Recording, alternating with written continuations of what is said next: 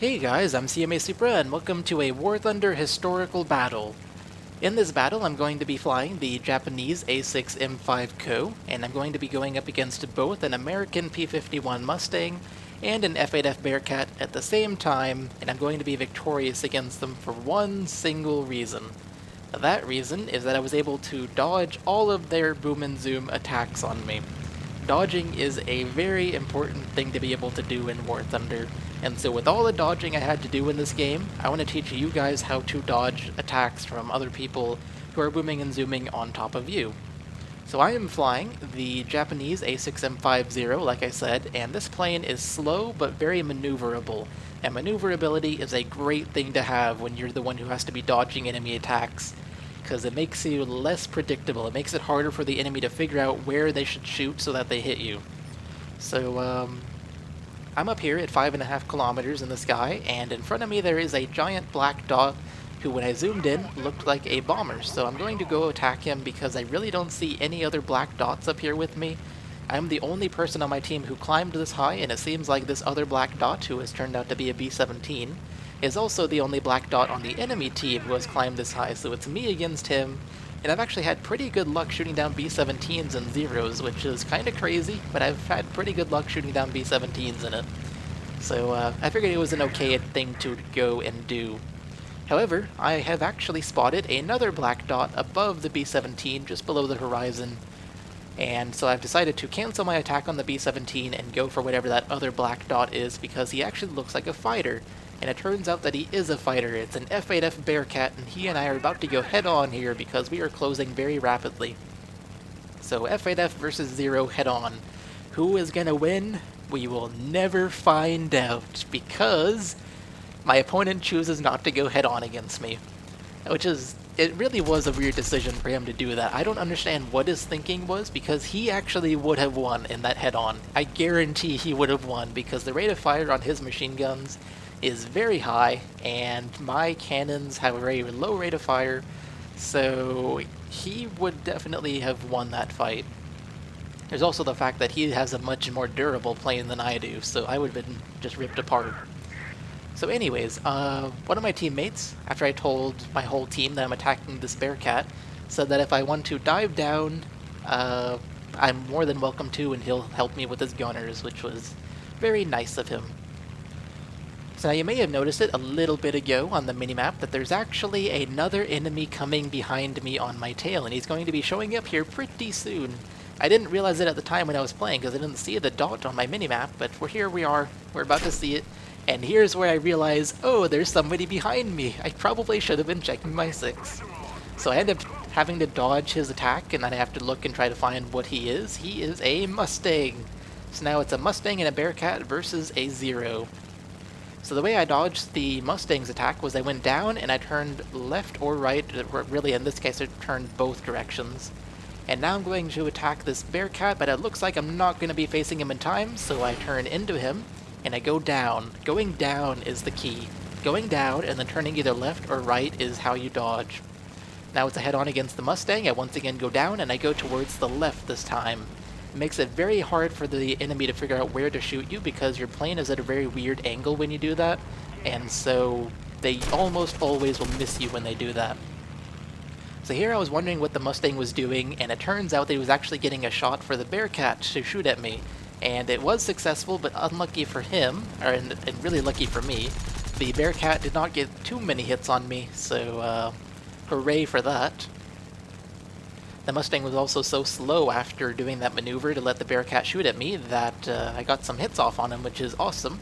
Nothing critical though, but at least I've hit each opponent once so far. So now the Bearcat was climbing up from under me, and I saw him coming, so I turned into him, and now we're in a turn fight where I will most definitely win because the Bearcat is not a turning plane. Zero is most definitely a turning plane, but then, oh, look at this. Hello, Mustang. So I once again dodge his attacks by going down and doing a full roll, actually. Rather than turning left or right, I do a full roll, and I needed to do the roll because I wanted to make it difficult for him to know where to shoot at that range with that head-on. I once again dodged another Bearcat attack, and oh, he's lost a lot of energy. gives me a chance to shoot at him. I got some hits, and now he's getting away, so it's really not even worth shooting at him. No need to waste the ammo. Oh, hello, Mustang. I see you, so turn into him, go down, and turn right. And we have successfully dodged his attack. He did hit me there, but it wasn't for very much damage, and he would have hit me far more if I had failed the dodge. So now we're going into the clouds, and the Mustang's doing another weird thing. Like, why is he trying to get into a turn fight with a Zero? He's not very smart, is he, this guy? But the Bearcat is coming behind me. I saw him on the minimap, and so I dodged him without even looking behind me. I knew that was what was going to happen. Oh, I knew the Mustang was luring me, and so I watched my minimap, and I saw the red dot behind me, so I immediately dodged by rolling my plane upside down, going downwards and turning to the left, and so I have successfully dodged the attack once again.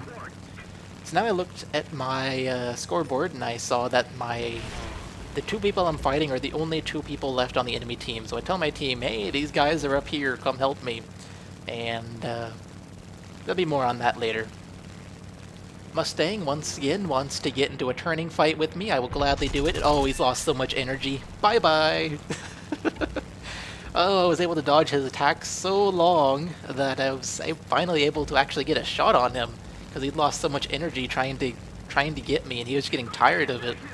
I don't blame him at all. I do the same thing when I have to boom and zoom on somebody. If I can't get him after like 5 attacks on them, I get pretty frustrated and just want to get into a turn fight with them.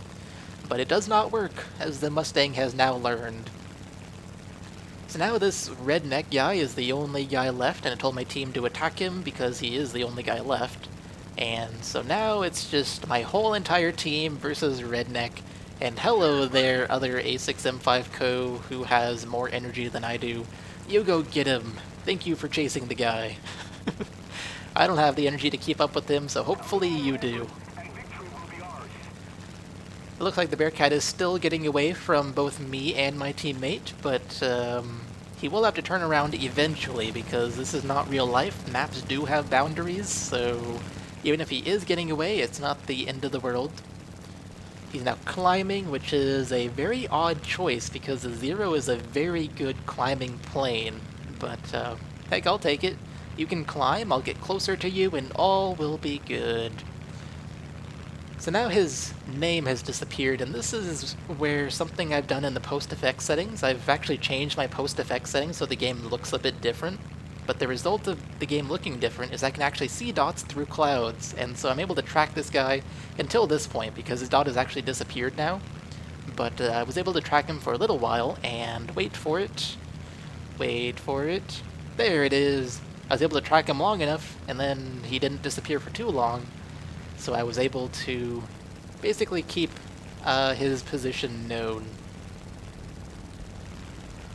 The post-effect settings, by the way, are just things that I have done for full-wheel battles to make spotting easier, but I keep the settings even in arcade and historical because it does, like I said, make spotting easier, even in historical. So this Bearcat has actually lost quite a bit of energy doing whatever maneuvers he did in the clouds. I don't know what he did, but he lost a lot of energy. And so I was able to get a lot of shots off. My cannon is now empty though, so I'm down to machine guns. Luckily the Japanese machine guns aren't too weak. They're not as good as 50 cals, but they're not too weak, so it's not too big of an issue. I just need to be able to hit him. And that is currently not possible because he is getting away. And now I'm also faster than my N1K2 teammate here. So I'm the best option for catching this guy and killing him, but he's getting away from me even, so this isn't looking good. The Bearcat is most definitely faster than any Zero or variant of, not a variant of a Zero, but plane similar to a Zero, like the N1K2 is. So he's getting away, but then he's once again climbing. Look at this. He's climbing, where the Zero excels.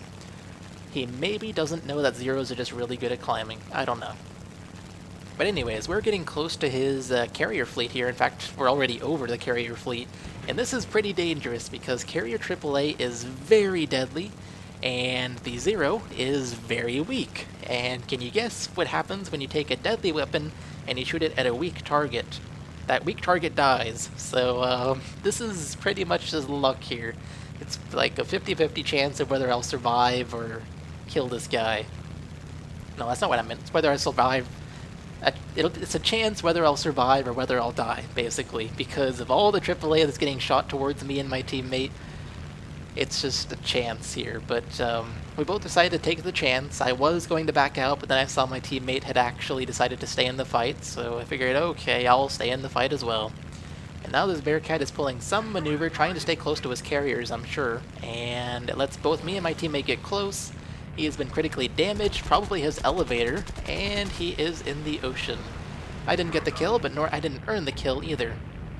So now to finish this off, watch what happens. I drown in the ocean. So, after all that expert dodging I did at the beginning of the game, I finish it off by making one right turn and just drowning myself in the ocean.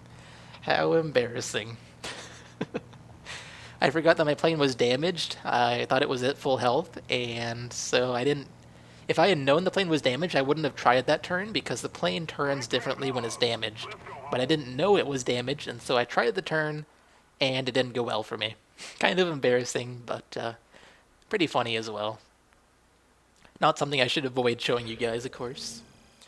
So, that is the end of the game. That was the last kill. I ended up getting one kill that game, and it was a good kill. I'm quite proud of it, quite honestly, because I had to deal with so many attacks from the Mustang and the Bearcat that I am amazed I survived as long as I did.